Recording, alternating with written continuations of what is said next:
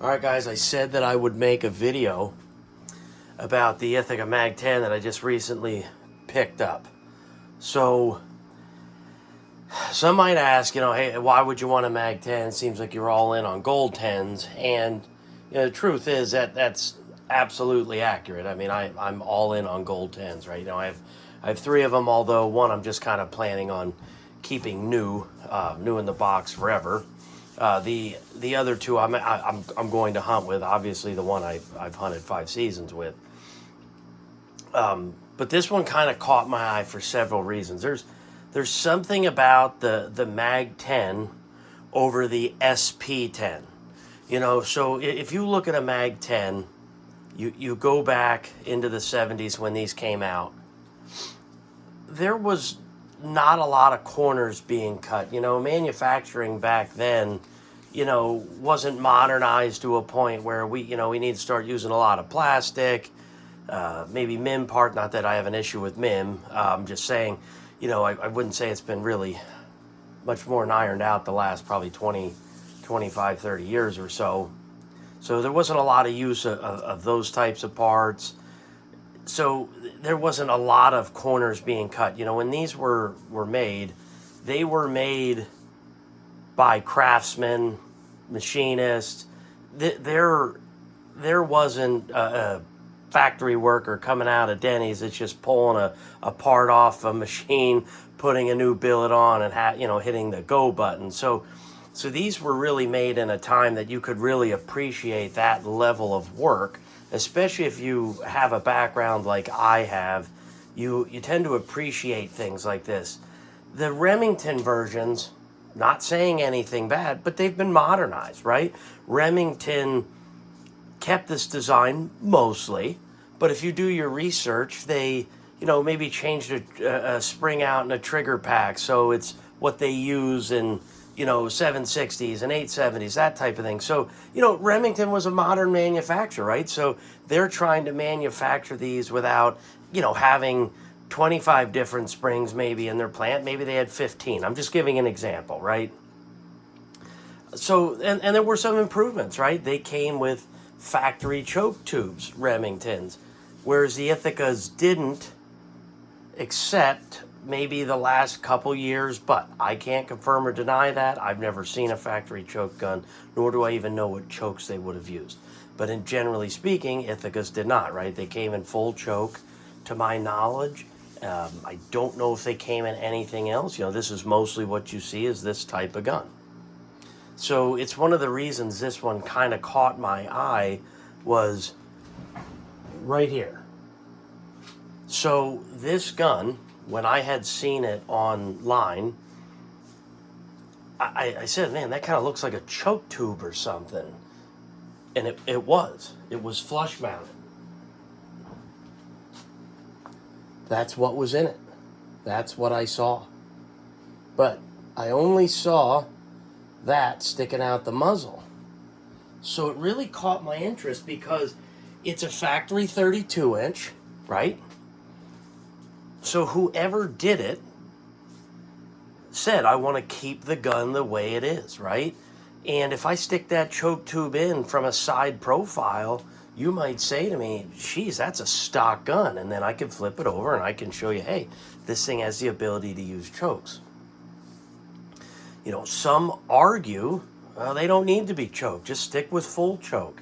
I understand where a lot of people are coming from, but for somebody like me, I shoot a lot of non-toxic shot, and I want to be able to shoot whatever I want, and the full choke would limit you on what you're doing.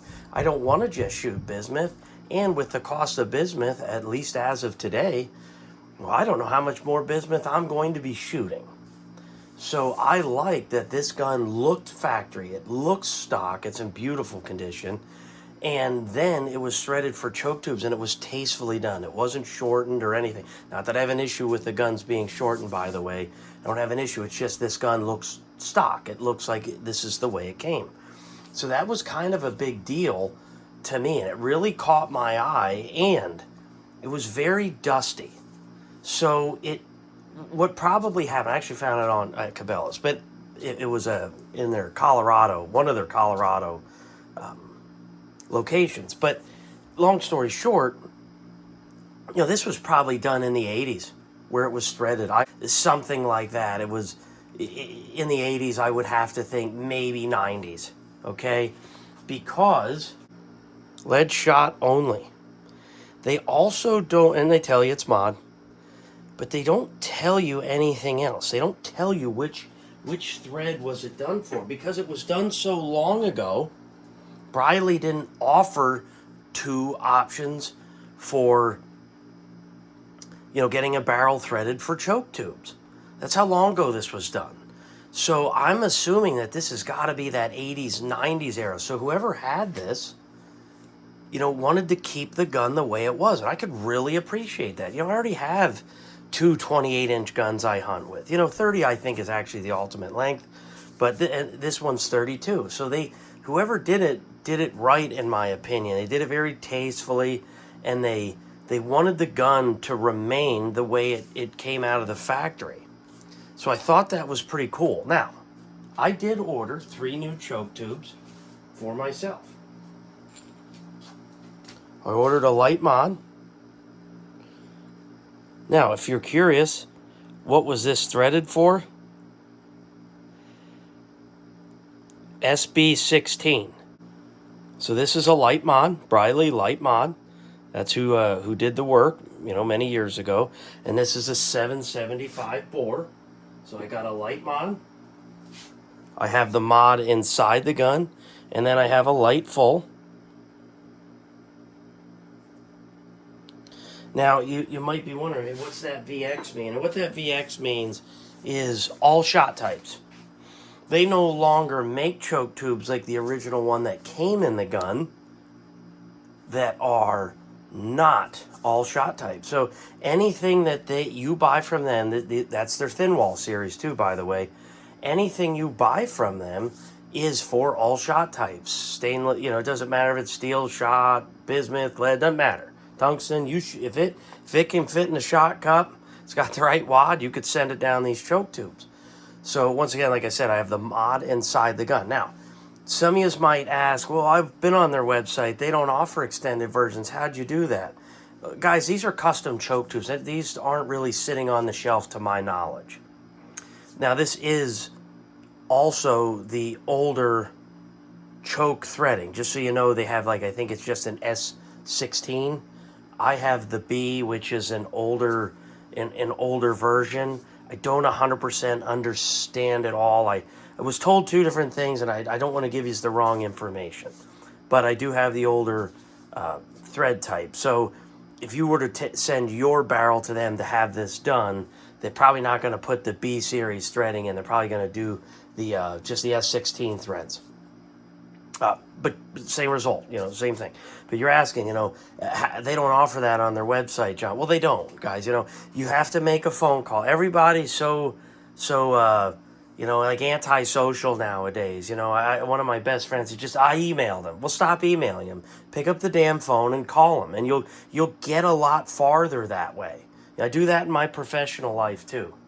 So, threaded for chokes. I love that. I went extended. Now you're adding an extra inch out the front of the gun. You might question, geez, John, that's a lot of gun. You got 33 inches of barrel. Listen, I totally understand where any of you guys are coming from.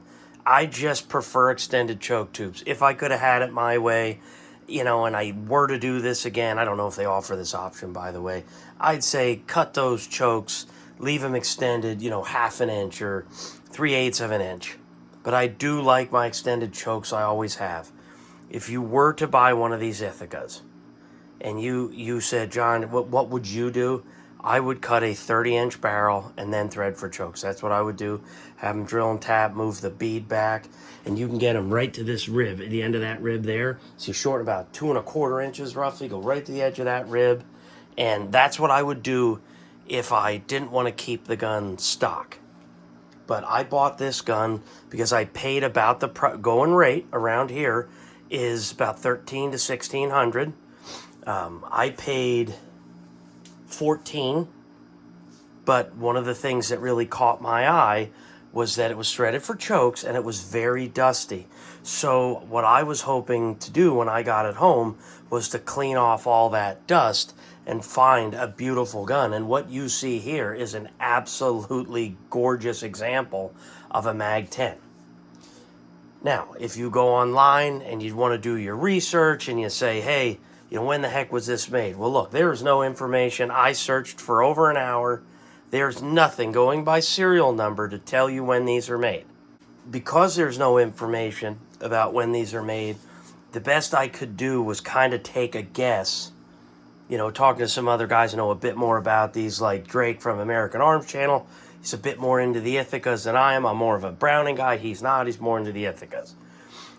He's thinking late 70s. And I would assume that he's probably correct, just going by the serial number and knowing in a gun values book roughly when the serial number started. So I think he's probably right. It's probably late 70s.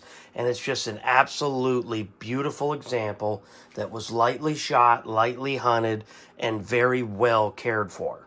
Before I show anybody more close-ups of the gun, I wanted to explain, I went to a little bit of trials and tribulations with this gun. So number one being, when I got it, I had to send the choke tube to Briley. I didn't know it was a Briley initially. I pulled it out. I just had a good feeling about it because, like I said, they didn't mark the choke. So I contacted Drake, and he's like, man, I'm pretty sure that's a Briley choke. I said, good, I'm on to something. Went on their website, took a look, and it did appear to look just like what they have. A whole bunch of threading, and then, about 20% of the choke wasn't threaded. So I said, okay, perfect. I had to send the choke to them because they couldn't tell me, even though I was working with Reed the whole time, Reed at Briley. So he said, hey, send it in. I'm not 100% sure. He goes, I think it might be a B series choke, but I got to see. Okay, no problem. So I send them the choke. They call me back a couple days later after they get it, say, okay, it is a B series choke. What would you like? And I told him, I said, I want a light mod, a mod, and a light full, because that's mostly what I'm going to do with this gun. And he said, okay, no problem. And I said, do you have an extended option? And they, obviously, yes. Now, if I could do this all over again, guys, I would have had those black nitrided.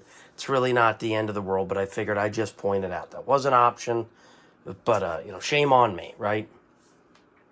So I didn't do that. I don't think it matters too much. It is a very satin finish on the knurling. So I get the choke tubes in. I'm having a hard time threading these things all the way in. So the light mod, the mod went in. I could bottom them out, but it was super hard. The light full actually got stuck. So I had to send the whole barrel back to them. They got the choke tube out. I think they might have had to make another one. They didn't say if they did or didn't. It doesn't matter. It's good company to deal with. And they had to clean it up. So they called me about a month later. It's a little on the slow side, no big deal.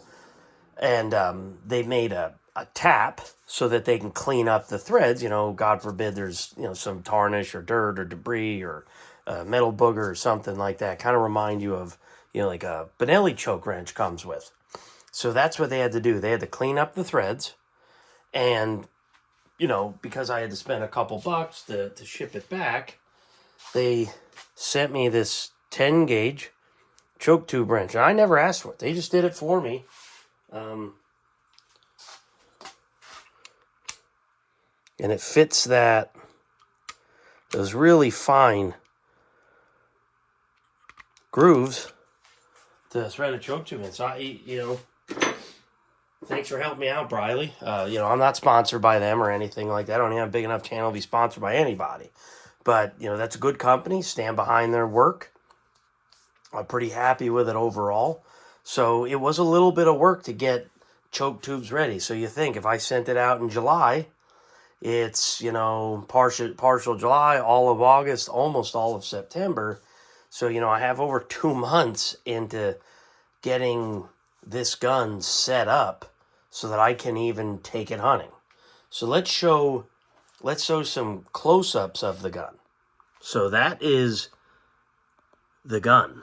I mean, the bluing is impeccable.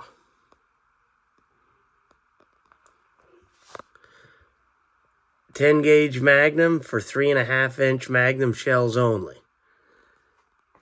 And look at how beautiful that gun is. Little bit of tarnish back there on the receiver. I'm just leaving that patina there. You know, the wood is even nice for what it is. And you can see there's a couple dents on the wood.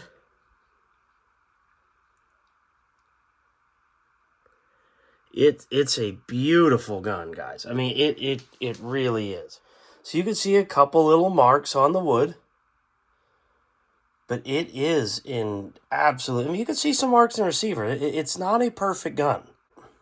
You could see this wood is pretty darn nice for this old of a gun. Couple imperfections in the blue. Not bad. All right, guys. So one of the other things I did to this gun that I can make a video on if people want. Just doesn't make a lot of sense to do it because Drake has already done it. I put a more power Wolff spring kit in here. Okay, you can go on Wolff springs. They're actually made right here in Pennsylvania. You can go on their website, and they sell lots of gun springs. That's what they do. And they have a less power spring kit. They have a more power spring kit. I have read mixed things on them that, you know, sometimes the more power won't cycle certain loads.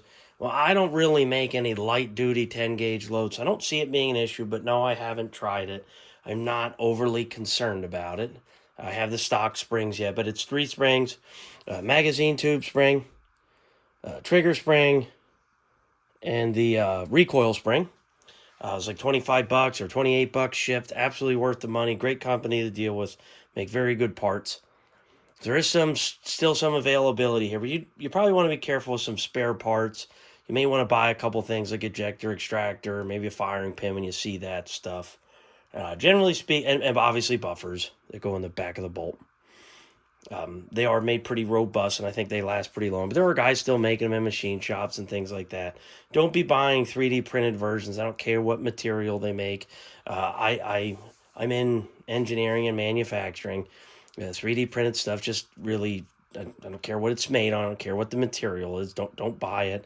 Buy solid stock. You know, they usually make it out of nylon or something of that nature. So I tell it doesn't matter. It's got to be something that can absorb a load. It's got to be a solid piece. You don't want to buy 3D printed stuff. I'm sure it'll last, but it's probably not going to last forever. Certainly as good as, you know, the stock part. So anyways, let's do a test on the trigger pull weight.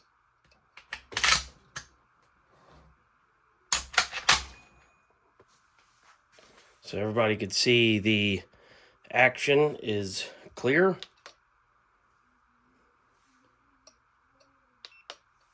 All right, let's give it a shot.